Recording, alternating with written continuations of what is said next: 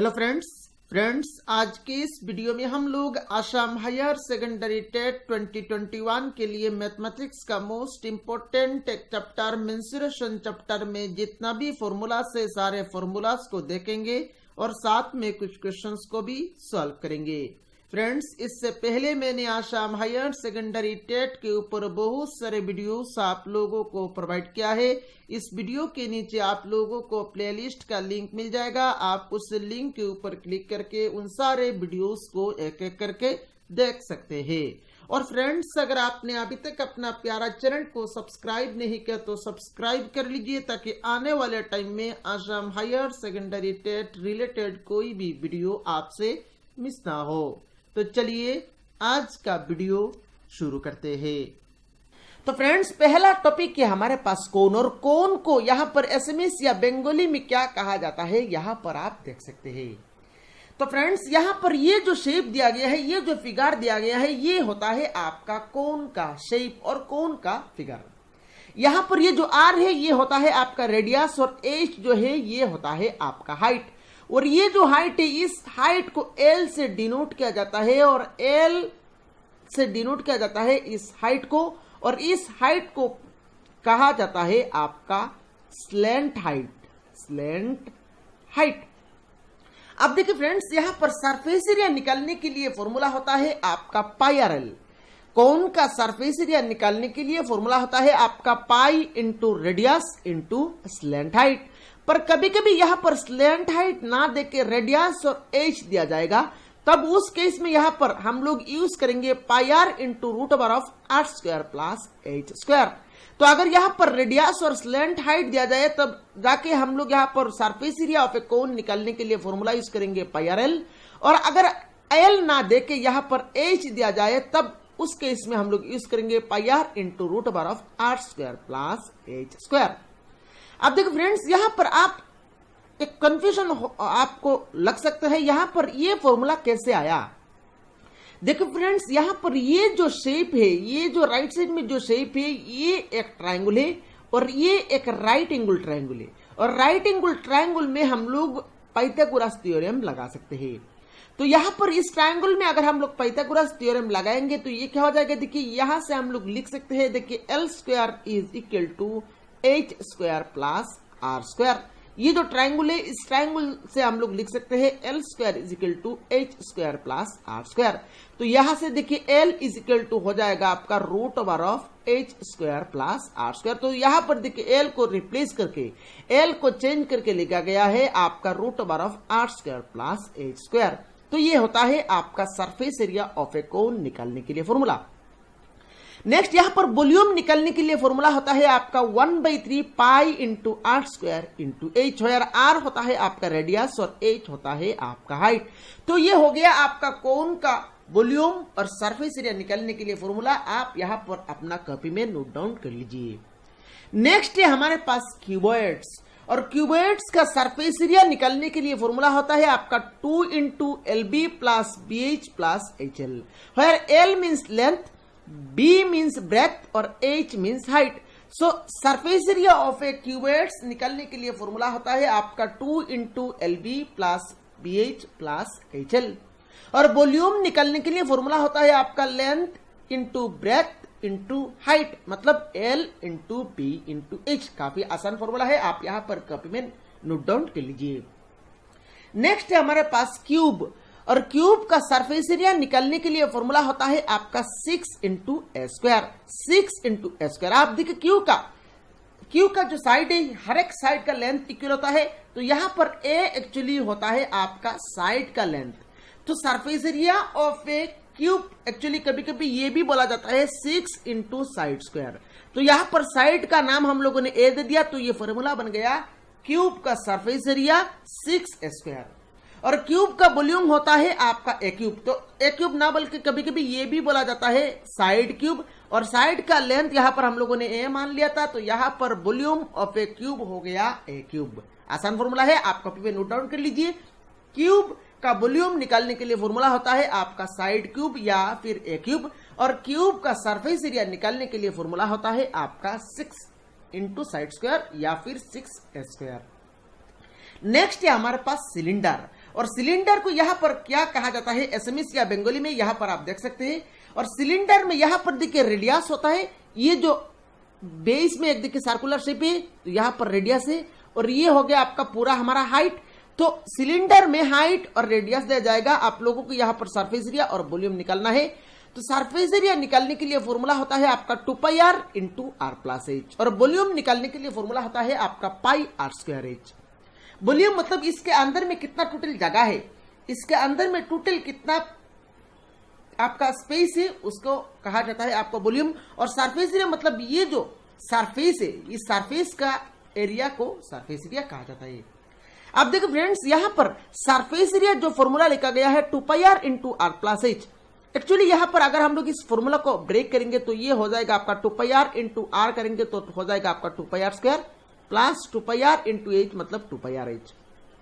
अब देखिए फ्रेंड्स, इस फॉर्मूला का इस पार्ट को, सिर्फ इस पार्ट को कहा जाता है आपका carved surface area, carved surface area. और ये पार्ट कहां से आया है, एक्चुअली ये पार्ट ये दो साइड का टोटल सरफेस एरिया को कार्व्ड सरफेस एरिया कहा जाता है। और ऊपर में देखिए एक सर्कुलर शेप है, तो एक सर्कुल का एरिया है आपका πr स्क्वायर, और नीचे एक सर्कुलर शेप है तो इस सर्कुल का एरिया है πr स्क्वायर, तो πr square plus πr square मिलकर हो गया आपका 2πr स्क्वायर। तो टोटल सरफेस एरिया, यहाँ पर सरफेस एरिया या फिर टोटल सरफेस एरिया का फॉर्मूला होता है आपका 2πr into r plus h। और अगर कार्व्ड सरफेस एरिया कहा जाए तो उस केस में फॉर्मूला हो जाएगा आपका 2πrh। तो सिलेंडर का सरफेस एरिया निकालने के लिए फॉर्मूला क्या होता है और वॉल्यूम निकालने के लिए क्या फॉर्मूला होता है हम लोगों ने देख लिया, आप कॉपी में नोट डाउन कर लीजिए। नेक्स्ट है हमारे पास स्फीयर, काफी इंपॉर्टेंट टॉपिक है। और स्फीयर देखिए ये होता है आपका स्फीयर का शेप। तो स्फीयर का सरफेस एरिया निकालने के लिए फॉर्मूला होता है आपका 4πr स्क्वायर, और स्फीयर का वॉल्यूम निकालने के लिए फॉर्मूला होता है आपका 4/3πr क्यूब। तो स्फीयर का शेप इस तरह से होता है। तो यहां पर r का एक्चुअली मतलब है आपका रेडियस, और रेडियस अगर हम लोगों को पता है तो सरफेस एरिया निकालने के लिए हम लोगों को फॉर्मूला मिला है 4πr स्क्वायर। तो यहाँ पर r के प्लेस में r का वैल्यू पुट कर देंगे, जो आंसर आएगा वही यहाँ पर सरफेस एरिया हो जाएगा। और वॉल्यूम निकालने के लिए फॉर्मूला होता है आपका 4/3πr क्यूब। फ्रेंड्स, पहला क्वेश्चन में बोल रहे हैं, देखिए, if the volume of a cube is 216 cubic centimetre then the length of the cube is, मतलब अगर एक क्यूब का वॉल्यूम अगर 216 क्यूबिक सेंटीमीटर हो तो उस क्यूब का लेंथ हमें निकालना है। और इस क्वेश्चन का एसएमएस मीनिंग क्या है यहाँ पर आप देख सकते हैं। तो फ्रेंड्स चलिए शुरू करते हैं इसका सॉल्यूशन। फ्रेंड्स, यहाँ पर क्यूब का वॉल्यूम दिया गया है 216 क्यूबिक सेंटीमीटर, और अगर एक क्यूब का साइड का लेंथ, अगर एक क्यूब का साइड का लेंथ ए हो तो उस क्यूब का वॉल्यूम निकालने के लिए फॉर्मूला होता है आपका ए क्यूब। यह हम लोगों ने देखा है, अगर किसी एक क्यूब का साइड का लेंथ अगर ए हो तो उस क्यूब का वॉल्यूम निकालने के लिए फॉर्मूला होता है आपका साइड क्यूब मतलब ए क्यूब। तो फ्रेंड्स यहाँ पर क्या दिया गया है, देखिए यहाँ पर वॉल्यूम दिया गया है हमें 216 क्यूबिक सेंटीमीटर, और हम लोगों को यहाँ पर वॉल्यूम निकालने के लिए फॉर्मूला होता है आपका ए क्यूब, यह हम लोगों को पता है। तो ए क्यूब का यहाँ पर वैल्यू दिया गया है आपका 216। सो दिस इंप्लाइज यहां से हम लोगों को साइड का लेंथ निकालना है, दैट मीन्स यहां से हम लोगों को ए का वैल्यू निकालना है। अब देखिए फ्रेंड्स, ए क्यूब यहां पर लिख लिया, और 216 को हम लोग लिख सकते हैं 6 क्यूब, क्योंकि अगर आप 6 को 3 बार गुना करेंगे तो ये होता है आपका 216। तो 216 को हम लोगों ने यहां पर लिख लिया 6 क्यूब। अब देखिए यहां पर क्यूब क्यूब कैंसिल हो गया, तो फाइनली यहां पर ए का वैल्यू आ गया आपका 6, और ए होता है आपका क्यूब का साइड का लेंथ। तो यहां पर क्यूब का साइड का लेंथ आ गया आपका 6, और यूनिट हो जाएगा आपका सेंटीमीटर। और फ्रेंड्स 6 सेंटीमीटर आपका ऑप्शन सी में दिया गया है। तो इस क्वेश्चन का करेक्ट आंसर हो जाएगा आपका ऑप्शन सी। और मेरे ख्याल से इस क्वेश्चन का सॉल्यूशन किस तरह से हम लोगों ने किया आप लोगों को समझ में आया होगा। चलिए नेक्स्ट क्वेश्चन को देखते हैं। नेक्स्ट क्वेश्चन यहाँ पर सिलेंडर से पूछा गया है। तो फ्रेंड्स यहाँ पर इस टॉपिक से आप गारंटी हो सकते हैं, ये जो मेंसुरेशन टॉपिक है, मेंसुरेशन टॉपिक का क्यूब, क्यूबॉइड, उसके बाद कोन, सिलेंडर, स्फीयर, ये 5 टॉपिक से कम 2 से 3 क्वेश्चंस आप लोगों को एग्जाम में देखने को मिलेगा। तो फ्रेंड्स यहाँ पर इसका अगला पार्ट में मैं आप लोगों को और भी बहुत सारे क्वेश्चंस सॉल्व कराऊंगा। चलिए इस क्वेश्चन को सॉल्व करते हैं। इस क्वेश्चन में बोल रहे देखिए, if the radius of a cylinder is 5 centimetre, height is 7 centimetre, then its volume is, मतलब अगर एक सिलेंडर का रेडियस 5 सेंटीमीटर हो, हाइट 7 सेंटीमीटर हो, तो हमें उस सिलेंडर का वॉल्यूम निकालना है। तो यहां पर देखिए रेडियस, और रेडियस को हम लोग आर से डिनोट करते हैं। तो यहां पर रेडियस आर का वैल्यू दिया गया है आपका 5 सेंटीमीटर, और हाइट को हम लोग एच से डिनोट करते हैं। तो एच का वैल्यू यहां पर दिया गया है 7 सेंटीमीटर। अभी हम लोगों को यहां पर वॉल्यूम ऑफ दिस सिलेंडर निकालना है। तो वॉल्यूम निकालने के लिए क्या फॉर्मूला होता है? वॉल्यूम निकालने के लिए फॉर्मूला होता है आपका पाई आर स्क्वायर एच। अभी यहां पर हम लोग करस्पॉन्डिंग वैल्यूज को पुट करेंगे। तो पाई का वैल्यू होता है आपका 22/7, यहां पर हम लोगों ने लिख लिया। और आर यहां पर देखिए 5 है, तो यहां पर हम लोग लिख लेंगे 5 और स्क्वायर दे दिया, इनटू में एच, और एच का वैल्यू है यहां पर 7, तो 7 पुट कर लिया। तो यहां पर देखिए 7 कैंसिल हो गया।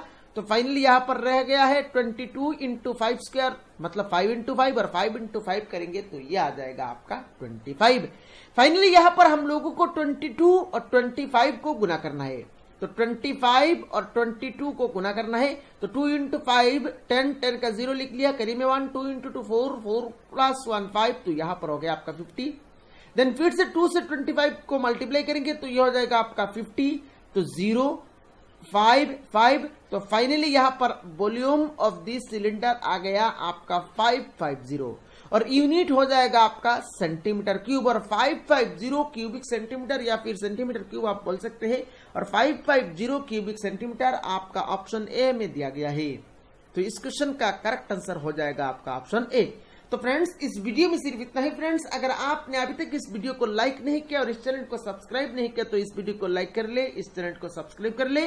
और फ्रेंड्स यहाँ पर अगर आपके पास कोई एक पर्टिकुलर टॉपिक में आपको दिक्कत है तो यहाँ पर कमेंट बॉक्स में कमेंट करके जरूर बताइए। मैं आप लोगों को यहाँ पर पूरा हेल्प करने के लिए तैयार हूँ।